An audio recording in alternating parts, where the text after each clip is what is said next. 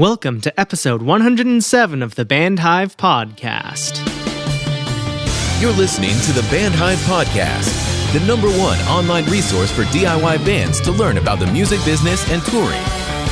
If you want to turn your band into a lean, mean touring machine, you're in the right place. Now, let's get this show on the road. It is time for another episode of the Band Hive Podcast. My name is James Cross, and I'm not here with Matt Hose of Alive in Barcelona, but we do have a very special guest, Jack McCutcheon, front of house engineer and tour manager extraordinaire out of the UK. How are you doing today, Jack? Hey, I'm good, James. How are you? Glad to hear that. It's good on this side of the pond. We have snow. It's the start of December almost. It's like November 29th. So I'm getting ready for Christmas. I'm excited. And I think you have some exciting plans coming up in the next few months as well. The first post-pandemic stuff, right? Well, I mean, actually, the post-pandemic stuff's been kicking off already over here. I've actually just come off the road as of 2 days ago for the end of the year for me. We, in the UK, opened things up pretty early and festivals started happening kind of as early as late July. And my feet haven't touched the floor since then. So it's been pretty full on. I did have more touring booked in before Christmas. That went away just for various reasons. I think some COVID cancellations and whatnot. But I made the decision not to look for any more touring this year because I'm already booked out from mid-January till December next year. Yeah, got to have some time off in there at some point. Yeah, that's right. It's like looking forward does pay dividends sometimes. Yeah. Well, it's great to hear you're staying so busy. If you don't mind, just sharing a little bit about your background, how did you get into the music industry? I guess, first of all, do you play any instruments yourself? I would be tempted to say no now, just because whenever I do pick up the guitar or the bass, it's not particularly harmonious what comes out, or it's just the same four chords. But yeah, that is how I started. I used to play guitar, bass, drums, in bands as long as I can remember, really. And then I was lucky enough around the age of 13 in the town that I grew up in, Northampton in the UK. There were some guys who ran like an alternative music school for kids who wanted to play in bands rather than orchestras. And, at a very early age, they started teaching us a bit about sound engineering. And I kind of got into that then. And yeah, started mixing gigs when I was like 14, 15, I think. And then just kind of kept going. And then as everywhere in the music industry, everybody wants you to do more than one job at once. So as soon as I started working with bands that were touring, mixing their sound, then they'd need a tour manager. So you kind of learn that on the job. And yeah, one thing leads to another. Here I am 13 years later, wondering why I'm doing it. Because there's nothing like it, right? There is certainly nothing like it, that's for sure, yeah. Yeah, so you've been doing that for 13 years, and that the whole time 13 years on the road, or that was when you started? Yeah, so I think 13 years sort of pretty much from when I started doing touring work. So I'm 33 now, so yeah, when I was 20 is when I got picked up by a guy who ran a small PA company from the town that I grew up in, and he took care of a bunch of sort of golden oldie bands like From the Jam, so the bass player and the drummer from the Jam, and the Blockheads and the Animals. And so I got to kind of cut my teeth with bands like that, which was pretty lucky, really. Yeah, getting to learn the ropes from somebody who's been out there for 20, 30 years and really has the experience to say, hey, this is what we've learned over the years. So you don't have to learn those lessons the hard way. Yeah, well, that can be pretty hard when you're learning them from people like that, but yeah. Yeah, fair.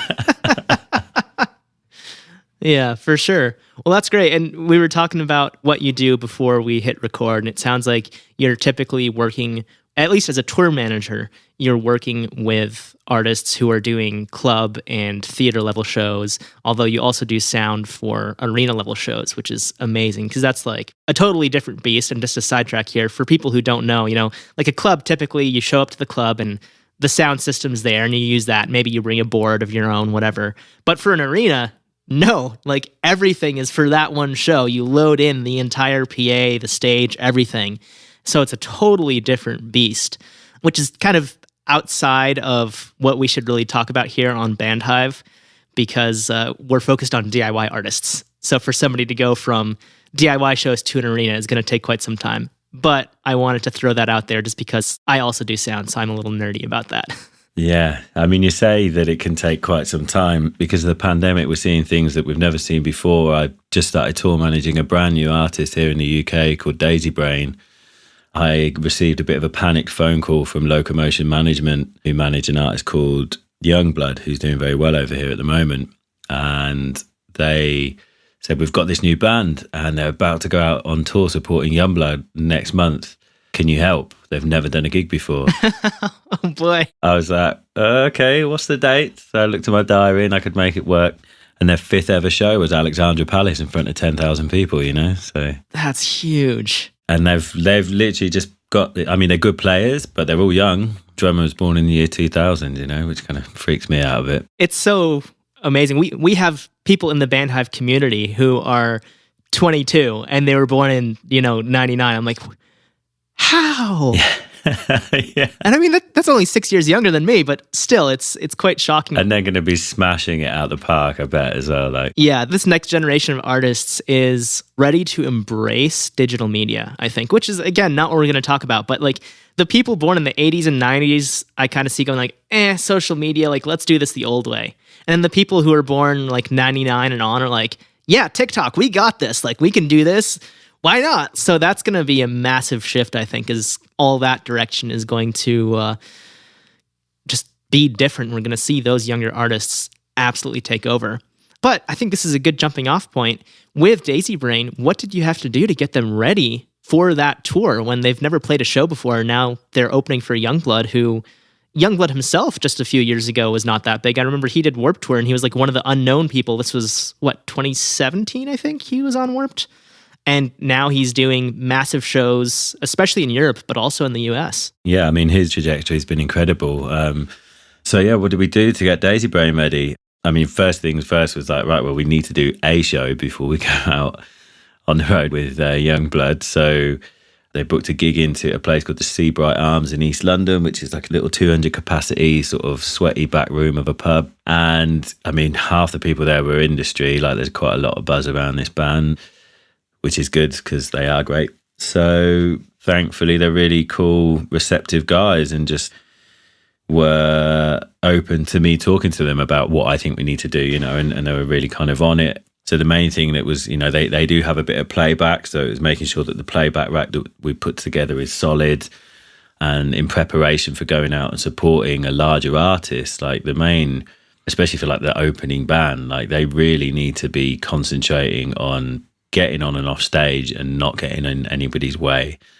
Like when you're a band opening up for a larger act, it's almost as much about how you get on with the touring crew and the touring band of the headline act as it is about how many punters you're playing to every night, because they're actually the people that are going to give you a leg up in the industry, and they're the people that will take care of you when they bump into you at a festival later down the road. One of your guitars is broken, they'll be like, oh, hey, no, I remember you from that tour. You were really cool. You got your shit off stage quickly. Like, of course, I'll restring this guitar for you while you're doing something else, So a lot of what I spoke to Daisy Brain about was, just being ready for that, really, and making sure that you're polite, good-mannered, and your equipment's in good shape. Yeah, so basically don't have this ego of, like, we've never played a show before, now we're opening for Youngblood, like, we're amazing. Like, just be like, hey, we're new, we're here to learn, kind of. Just that attitude of being receptive to feedback, I guess, and treat it as a learning experience as a whole. Absolutely. And I mean, I try and treat all my work in that way as well, right all the way up to the biggest artists that I work with, just like most people probably do. I went through a stage where I had a bit of young arrogance and cockiness when I kind of thought, yeah, man, I'm doing some big shows. Arrogant sound engineers? Who would have thought? Yeah, I know. It's strange concept. But I think, you kind of, that gets wheedled out pretty quickly on the road, because you spend 6 weeks in a metal tube with people driving around Europe or the US, and there's not really much time to be a dick. And there's no space for it either. You have your bunk and that's it. Mm-hmm. Yeah, exactly. There's nowhere to run to.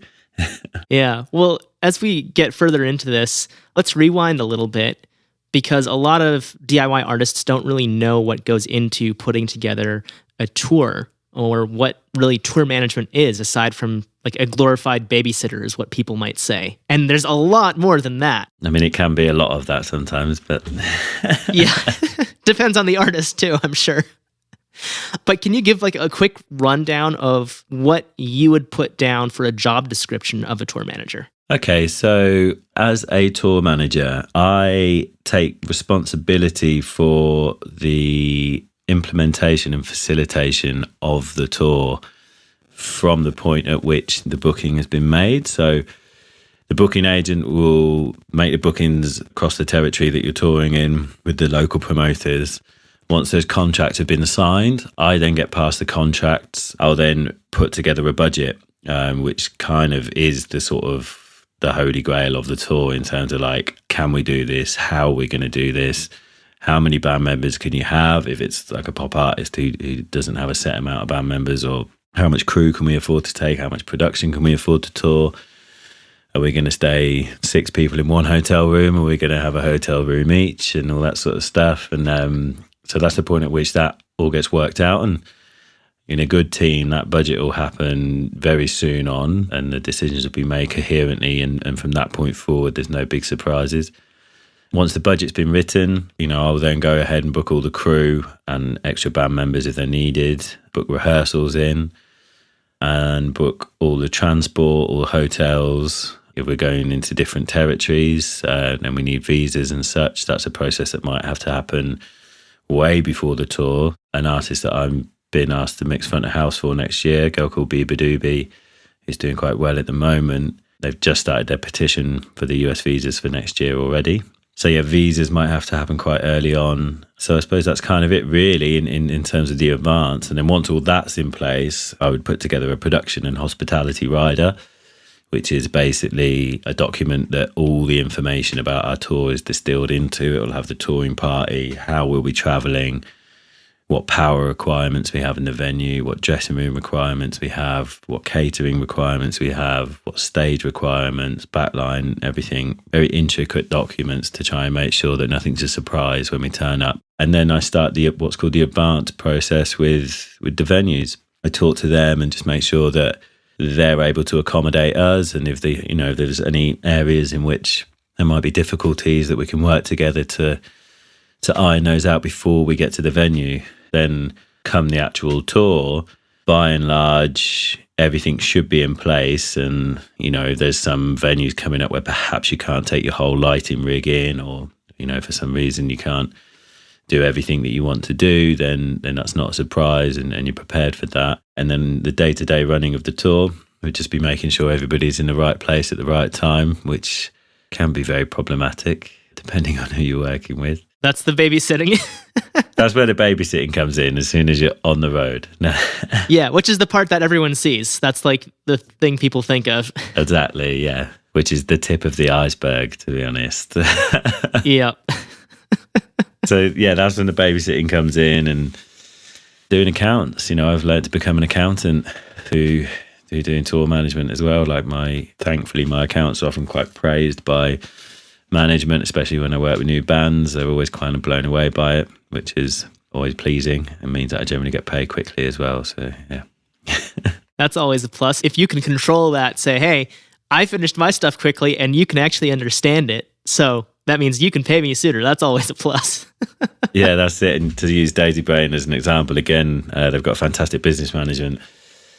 They do 2 payment runs a day, which is incredible. And she was over the moon with my tour accounts. And so I got paid very quickly, which is great. Yeah, that's always a plus. Well, thanks for sharing that rundown. I hope that gives listeners an idea of what the scope of being a tour manager is. There's so many different things that go into this. And obviously, the bigger the act, the more there is, and the more it gets split up with other people, if you're lucky and have the budget for that, which I'm sure, if, like, for example, an arena tour would have the budget for production assistants and all kinds of stuff. But for a DIY artist, this is all going to be you. If you're planning your first tour as a DIY artist, these are all things you have to think of. And it seems like an incredibly overwhelming list. But once you have a list, you can kind of go through and tick off the boxes of saying, okay, this is done, this is done, this is done. So let's say not for Daisy Brain, since this was opening, but for an artist who's headlining, let's say, mid-sized clubs, like 5 to 750 people, how far in advance would you start this planning process? Just always as soon as possible, really. It kind of depends on the structure of how things get booked. So if you're booking the gigs yourself, then I would always just try and get all that done first. If you're lucky enough to be working with a booking agent, they'll hand it all to you as a tour that's booked. But yeah, if you're booking it all yourself, then concentrate on that process first. You can do this methodically and work through it, and you should, to make sure that everything's having the right attention to detail applied to it.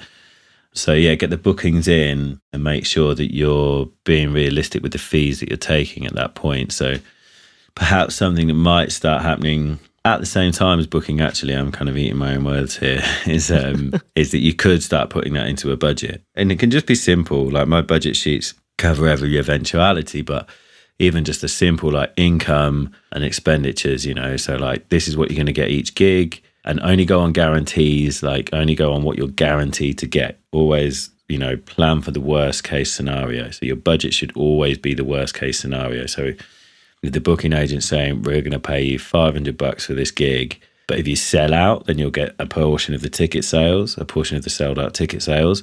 Don't budget for what that might be, even if you're pretty sure you'll sell out because it's your hometown and you always do. Just budget for the guarantee. Just go for the guarantee thing. Don't even think about merch. That's a bonus on top as well. You work with the guarantees as your income, and while you're booking, start being realistic about, okay, so say if we've got 10 gigs coming up, we think we can book these 10 shows. If we're booking these 10 shows, then we need to at least make sure they're getting this much of a guarantee each show, and just really try and work that. And then once those bookings are in is when you can really start working to that budget and trying to minimize your costs, really. Then the further in advance you can book hotels and transport and stuff like that, then the cheaper it is. Yeah, that's something that I think is often overlooked is, people, when they're looking for a vacation, book 4, 5, 6 months out. But for a tour, they'll go ahead and book hotels for the next night. It's like, that would have been half the price if you booked it 2 months ago. Yeah, totally. And like twice as nice a hotel as well. You'd just be rolling up to some motel in the middle. Like, I've done some shitty motels in America. I know what it's like. Oh, yeah. Especially, I don't know if you've done the drive from anywhere in the Southwest, like LA or Phoenix, to the east side of Texas. That's like a 2-day drive, and it's just, there's nothing in between. It's brutal. Yeah, thankfully I was on a bus when we did that. I've done it both ways, and the bus is much nicer. I totally agree with you there. Yeah. I wouldn't want to do it in a van. Yeah, that was... Oh. I don't mind van tours in the Northeast, but in the Southwest, it's brutal. Yeah, I mean, van tours can actually be better sometimes because at least you get a hotel room and you're out of the vehicle, like, go crazy sometimes when you're on a bus, especially if you're doing back-to-back bus tours. Like, I've done it like 4 weeks around the UK, then 6 weeks around Europe, and then you fly out and do 6 weeks around the US, and like, you're with the same 15 people in a metal tube that whole time. It's quite a lot. You're seeing new things every day, but you're still going stir crazy because like, you haven't left the bubble. Actually, this is kind of sidetracking, but as a tour manager, do you go in and plan things for days off, like activities, or do you let the artist decide, or the artist and crew decide, hey, like, do whatever you want today, just be back by bus call? Yeah, I mean, it's kind of a bit of both, really. As I said to you, like, just before we started, I've kind of whittled down my tour management roster to a few people that I really enjoy working with. It's because I found that being a tour manager and front of house had a bit of a glass ceiling in terms of me advancing as a front of house engineer. But there's some people that I really enjoy tour managing. Main person to mention there is a guy called Nick Mulvey, who I've been with for 4 or 5 years now. He's like a brother to me, and we're very much cut from the same cloth. And, I know how we like to tour together. And so I'll try and make sure that there's spa days and stuff booked on those days off, or like, he's very much somebody who'd like to spend a day out in a hotel in the middle of nowhere in nature with good food, as opposed to someone who wants to be in a city where we can go out and party, or perhaps at that end of the tour, maybe we want a bit of a party. So I think, yeah, it depends how long I've been working with an artist as to how well I know them. And I do try not to, some young tour managers I see taking on more than they have to in that respect as well, feeling that they should be like, okay, well, it's a day off, so we need to plan to do something. In fact, I heard Youngblood ask his tour manager, the new Bond film was out while we were on tour, and he was like, hey, Caroline, maybe it'd be nice, we all got a day off tomorrow, maybe we can find a cinema that's showing Bond and we all go and watch it. Fine, yeah, lovely. I'll do that. I'll go around, ask the crew who's up for it. But generally speaking, I won't kind of wade in and ask people or just say I've organised this, because everybody deals with being on the road in their own way as well. And as we were just saying, it can be quite intense. You can, like, in terms of the amount of time that you're spending together, but there's a big sense of camaraderie as well. And so people might feel a little forced to spend more time with these people that they're already spending a lot of time with on their day off. I think to some degree you kind of have to leave it open for people to do what they want. That's all super interesting. I think that's really important for artists to understand when they're tour managing themselves. It's like, yeah, you're out there with 3 or 4 of your best friends, but that doesn't mean you all want to do the same thing on a day off. Maybe, like, let's say your drummer's a total introvert and you have a day off. They just want to go chill in the hotel and, like, watch Netflix all day. And you want to go into the city and party, like, that's fine, but recognize that not everyone is going to have those same goals for a day off. Which for me too, personally, like back when I was touring, it was a day off. Cool. Like, let me go chill. I'll go do laundry. If I have a friend in the city, I'll meet up with them, but I don't want to go party. I want to enjoy my first day off in 12 days, Yeah, exactly. And as you said, you got to give space for everybody to do that how they want to, and you're not always going to marry up. There might be that wicked day off that you have in a city where, fuck yeah, we all want to go for dinner, and then the great bar happens, and then shit, a club happens after that. But, don't push for it. Yeah, absolutely. Well, to circle back on something you said a little while ago, you take over once the shows start getting booked. That way you have the contract and you can put your budget together. But for a DIY artist, there's, I think, one really important step they need to do before they can book tours, which is putting together their routing for their tour. So it sounds like in your situation, when you're working with these artists, the artist's management has decided which markets to play and put together the routing. Is that correct? Yeah, definitely. That's something that I wouldn't assume to really have input or have very little insight into it. I mean, I have some insight to it just by virtue of having done what I do for quite a while. And I know that basically your most powerful tool for that nowadays is Spotify, I know that booking agents have just gone, shit, let's go and do a gig in Istanbul because that track just went off in Istanbul last week. So it's totally numbers based these days. It's not like, saying, hey, these are the major markets between these other major markets. It's like, this is where we're doing well. Yeah, it's kind of a bit of both. I think obviously there's the major markets that always will be, in Europe it's London, Berlin, they're the 2 major markets. After that, Paris, Madrid, depending on the kind of music you're playing. And then obviously, New York, LA, and the typical major markets, you should always try and hit those up, even just by virtue of the fact that that's where the industry hang out. But I think tools such as Spotify, because it's such an immediate feedback on where your music's getting listened to, has allowed artists to kind of create their own markets in a lot of ways, or just sort of at least see where their fans are and to play to those strengths. So there's that. And then there's also a thing about leaving tickets on the table, which is a term that you might not have heard unless you've kind of had some involvement with booking agents. But leaving tickets on the table means not necessarily going in and hammering somewhere that you do well in just because you can. Say there's a kind of regional town that for some reason you go down really well in, and you could possibly book a 750, 800 cap venue, whereas everything else on the tour is looking about sort of 300 to 400 cap. Maybe still just do a 300 to 400, possibly 500 cap venue there and leave some tickets on the table. That's an area where people are digging your music. It's better to play a sold out show than a show that just maybe sold out or didn't quite sell out, or perhaps even is a half full room. It's always better just to sort of keep the buzz and keep the hype. And that can even mean that you might even then just do 2 nights at the same place, but that's a lot more hypey. That's a lot more buzzy than having a half full bigger room. So yeah, that's something to be kind of conscious of when you're working out your routing and you're looking at your numbers. It's about kind of not just selling as many tickets in one tour just because you can, you know?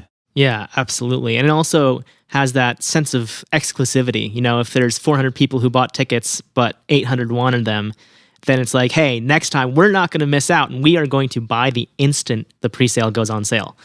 I think it's such a cool strategy. I've seen that. And for the fans, it's special too. Like for longtime podcast listeners, they know I'm a massive AFI fan. And AFI did 3 shows in San Diego when I lived in San Diego, back to back. In the span of a year, they did 5 shows, but 3 in a row. And that was amazing because I got to see my, at the time, favorite band 3 nights in a row. And nowhere else could you do that for that band unless you followed them on the tour, which I didn't do because, you know, like I had work and stuff.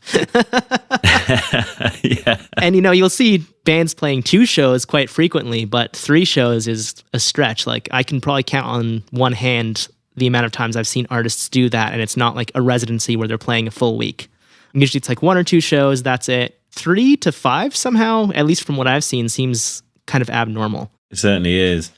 It's definitely a thing to do, and it is a tactful thing to do, you know, and it's something that booking agents and artists of all sizes kind of look to do. Like there's a venue in London, a very famous venue called Brixton Academy, which is a 5,000 capacity sort of theatre venue, but it's a bit of a flag in the sand venue. You know, once you've done Brixton Academy, like people really know who you are. If you do 2 Brixtons, people would rather do 2 Brixtons like back to back on a tour than go to Ali Pali, which is 10,000, and do that because it's just got a bit more of a stamp on it. God, I can't remember who it was the other day, but I saw someone who's doing 4 Brixton Academies. That's incredible. Yeah, they could do the O2 Arena if they wanted to, but it's more vibey doing 4 Brixton Academies. Yeah. Well, I think, and this is going to be another topic that's kind of not really relevant to our listeners, but I just want to throw this out there for the few listeners who might get enjoyment from this, which is the difference between what an artist plays in Europe and what they play in the US, or vice versa. I know years ago, I saw Frank Turner here, I think it was like 2013, playing a 750 cap venue. That was the same year, or maybe 1 year after he sold out Wembley in the UK. I think it was not the 80K cap, but the smaller 20 or 30K. And that's huge. Now, Enter Shikari is playing Ali Pali in the next week or 2, as of the time we're recording this. And in April, they're playing a 500 cap venue in Boston. That's massive. If you think about, that's literally 5% of the capacity compared to the shows they're playing in the UK. That's just such a shift to see. But it also works the other way. There are punk bands here in the States that no one knows or cares about. But then they go play Europe, and they're US-based bands. They play Europe, especially Germany, I see, and they'll play to like 500, 600, 700 people, and it sells out, which I think is absolutely amazing to see the difference in how international touring works. So this question is not really going to be relevant to our listeners again, but how do you kind of see that from your perspective? How do you handle an artist who is used to playing massive shows and now they're playing to shows that they're basically going back 10 years in their career? Yeah. No, it's a good question. And, you know, I think it might not apply to everybody in your listenership, but I think there's definitely something to be learned from it all because, you know, there'll always be great gigs and there'll always be shit gigs, and you got to enjoy both of them just as much, basically. And I think a good kind of case study of this for me is an artist called Amy Shark, who is an Australian artist who is currently sort of number 1 over there, I think, or was a couple of months ago, and is doing arenas, if not stadiums, over there. And start of 2019, just before the apocalypse, she came over to Europe and I got asked to take care of her over here. They wanted to do it on a bus because you don't really get to do bus touring in Australia, but the size of the clubs were like, some of them were like 200 capacity and not sold out. You know, and this is someone who's going from doing 20,000 a night in Australia to 200 to 300 capacity clubs, and some of them were heaving, some of them were not. And yeah, it's just about remembering what it was like when you first started grafting it, you know, because Amy wouldn't have been playing, she didn't just start playing arenas in Australia either. She started at open mic nights. And so it's just about kind of like just bringing that grace to it and just being like, okay, well, it's a new bunch of people, it's a new place. It goes down well in one part of the world, doesn't necessarily mean it's going to everywhere, but it also doesn't mean that it's not worth trying and that it's not worth putting the hard work in to build that up. Yeah, sometimes you just gotta keep plugging at it. Yeah, for sure. Well, I think there's probably also an interesting dynamic there because you have an artist who has been playing these massive shows for years, and then they're playing a tiny club. And I would imagine that they just blow everything away that club has had for the last week or two, because the club is used to having artists who play clubs. And then all of a sudden there's this artist who has this massive experience playing a tiny club. You know, obviously there's great musicians who play smaller venues, but I think there's just something to be said about showmanship. Another example maybe is years ago I saw Pure Love, Frank Carter's former band, at O2 Academy, but like the small one in Birmingham. And that was the best show I've ever seen because it was amazing to see this band, essentially a supergroup, playing a tiny stage, whereas like a year prior, he'd been playing in Gallows to crowds of like, I don't know, 20,000 at Reading. So did you see something like that with Amy when she played those smaller shows? Was it like, wow, this is different from other artists who would play this venue? Yeah, I mean, she's definitely a pro, you know. She's definitely has finessed her show and her performance style. So I suppose, yes, in danger of sounding like a bit arrogant. I think I'm lucky enough to kind of be working with a lot of artists on that level. And so that level of professionality and finesse show isn't new to me. But I'd also say it presents some problems as well, really, you know, if band and crew who are used to having a large scale production around them, you just can't reproduce that in a club. You know, you can't get that pop vocal that sounds like it's 100 meters wide. You just can't get that in a venue that only holds 200 people, you know. So yes, definitely a level of professionality in the way that, you know, she and other artists I've worked with have dealt with that change for sure, and just kind of been like, it is what it is. And in the same way, you know, where this is applicable to absolutely everybody, whether you're in an arena or a back room of a pub somewhere, like it's about playing your best show no matter how many people are in the room, you know.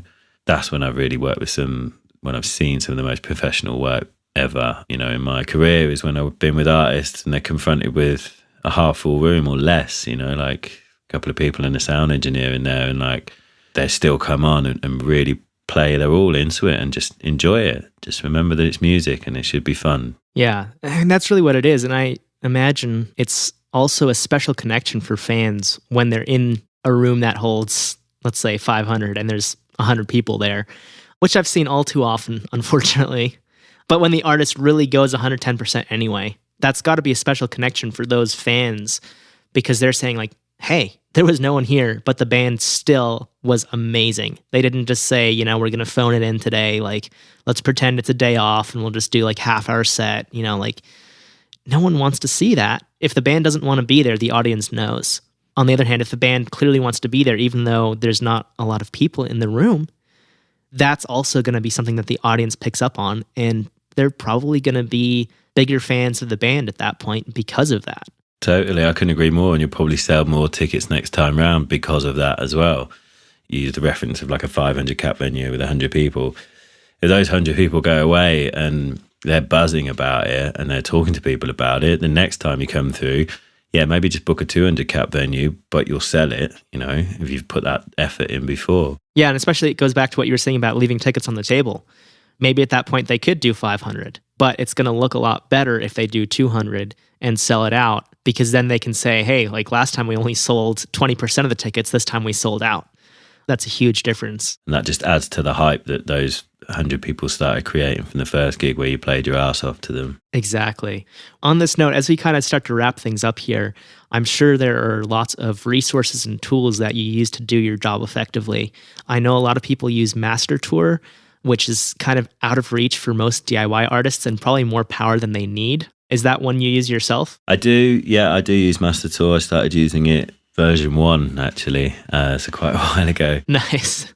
But before that, I just used to use Google Calendar. I only really use Master Tour for the scheduling and for the immediacy of everybody having that on their phone, and that I can send everybody immediate updates and do it that way. I don't get into the back end of it for my accounting and everything like that. You know, I just use Excel docs. I have a template of my tour accounts.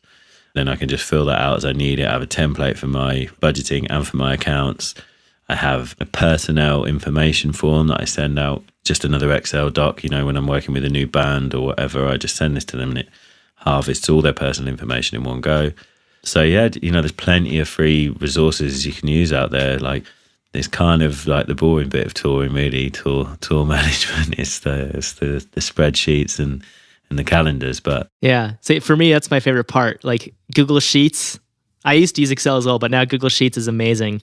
Would you be willing to share your sheets, a blank copy? Yeah, that's fine. Awesome. I'll share my budgeting and my accounting sheets and my merch stock sheets. Yeah, no problem sharing all of those things. There's nothing genius going on. All right, killer. Thank you, Jack. For anyone who's listening, if you want to download Jack's templates, just head on over to bandhive.rocks/107 and we'll have the links to each of those templates for you.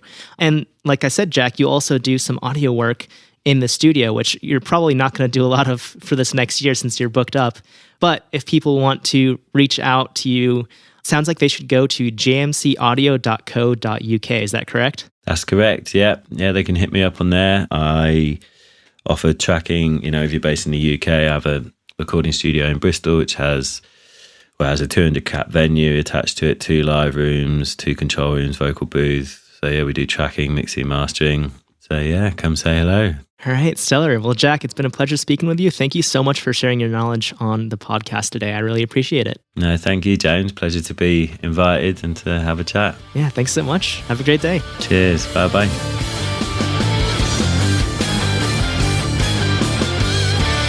That does it for this episode of the Band Hive podcast. Thank you so much for tuning in and listening. And of course, big thanks to Jack McCutcheon for coming on the show to talk about tour management.